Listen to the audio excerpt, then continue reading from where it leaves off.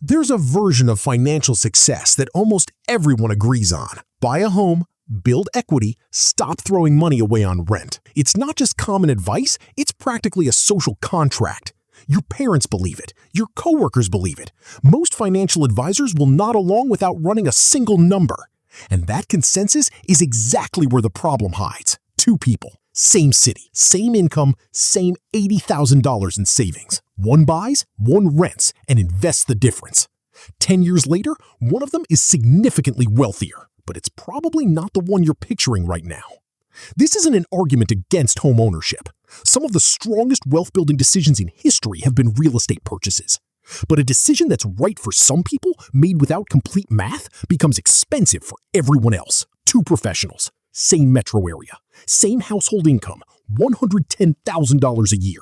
Both have spent the last several years being disciplined, and both arrive at this decision with $80,000 saved. Same starting line, no advantages on either side. The buyer puts the full $80,000 down, a clean 20% on a $400,000 home. That eliminates private mortgage insurance and locks in a 30-year fixed mortgage at 6.8%. Monthly principal and interest, approximately $2,100. The renter signs a lease on a comparable unit in the same city for $1,800 a month.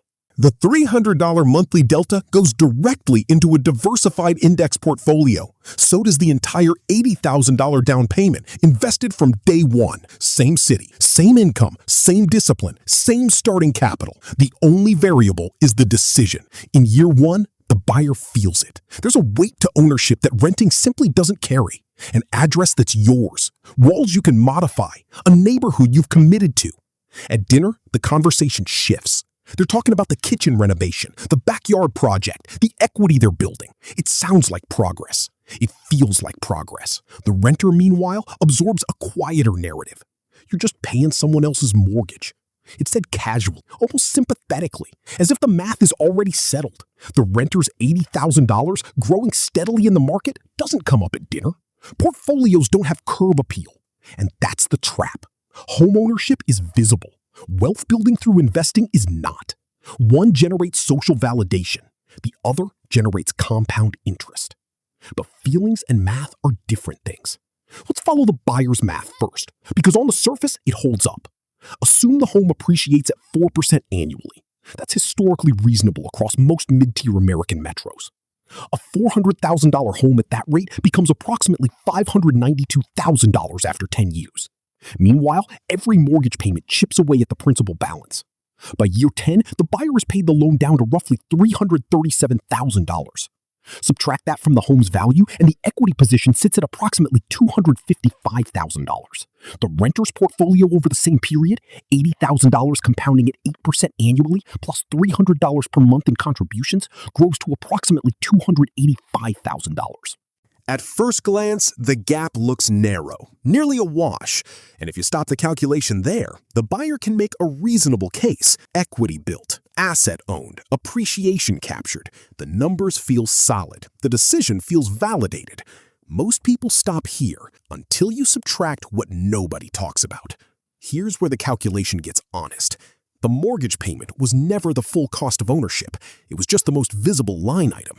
Behind it, a series of charges accumulate quietly, each one individually defensible, collectively significant. Start with interest. At 6.8% on a 30-year mortgage, the buyer pays approximately $143,000 in interest alone over the first 10 years. Not principal, not equity, interest. Money that leaves and doesn't return. Property taxes at 1.2% annually on a rising assessed value add roughly $55,000 over the decade. Maintenance and repairs. Industry standard sits at 1 to 2% of home value per year. Conservatively, contribute another $50,000. Insurance, utilities above what the renter pays, and incidental ownership costs add $15,000 to $25,000 more. Then there's the exit. Selling costs, agent commissions, closing fees, transfer taxes typically consume 8% to 10% of the sale price. On a $592,000 home, that's nearly $50,000 gone at the door. Total friction north of $300,000 against a $192,000 appreciation gain. The surface math just changed shape entirely. Time is where structure reveals itself. At year 10, the renter's portfolio sits at approximately $285,000. The buyer's true equity position, appreciation minus cumulative costs, lands closer to $180,000 to $200,000. The renter is quietly ahead, and most people in the buyer's position haven't run the numbers to know it. Push to year 20. The home, continuing at 4% annual appreciation, is now worth approximately $876,000. The remaining mortgage balance has dropped significantly, equity is accumulated, and the buyer's position has strengthened considerably. But cumulative ownership costs over 2 decades now exceed $450,000. The net wealth picture is more complicated than the asset value alone suggests. The renter's portfolio at year 20, $80,000 compounding at 8% with continued monthly contributions, reaches approximately $620,000 to $680,000. Liquid, fully portable, no deferred maintenance waiting on the other side. The buyer closes the gap meaningfully in years 25 to 30 as the mortgage approaches payoff and the cost drag finally eases.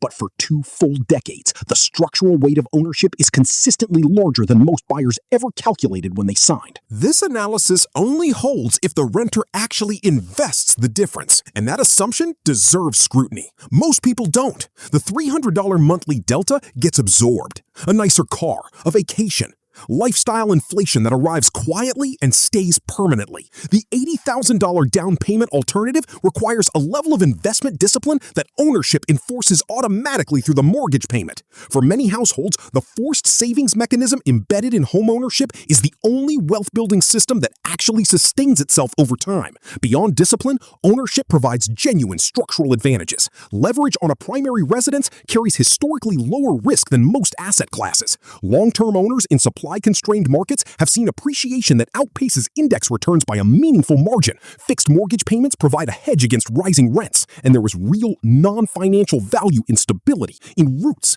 in community, in a space that is unambiguously yours. The math doesn't invalidate the decision. It just requires the decision to be made with open eyes. This was never really about renting versus buying.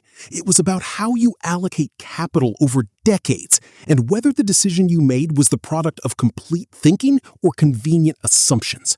The right answer changes depending on your market, your mobility, your discipline, your timeline, and what you would actually do with the alternative capital. There is no universal verdict here.